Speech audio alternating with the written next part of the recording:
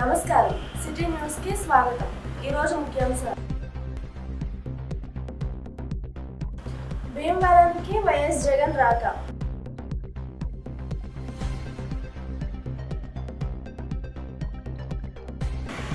CM relief fund చెక్కులు అందజేత,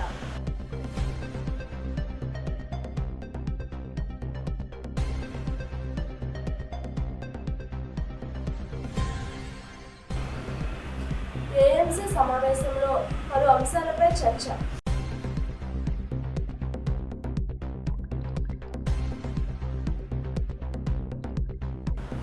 ఈ రోజు ఏఎస్ మీడియా టీం సందడిగా వర్క్ చేస్తోంది.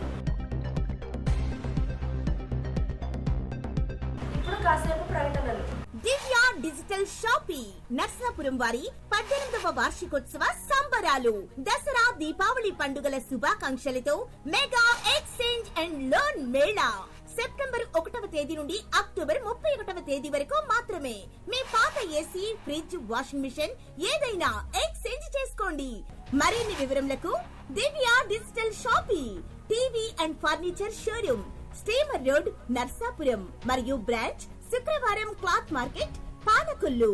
సెల్ నంబర్స్ 9948277577 మరియు 9959877577. తిరిగి మళ్ళీ వార్తలకు స్వాగతం. రైతులకు మార్కెట్ యార్డ్ నుంచి మెరుగైన సేవలు అందించాలన్నదే పాలన వర్గం లక్ష్యమని ఏఎంసీ చైర్మన్ జక్కం శ్రీమన్నారాయణ అన్నారు.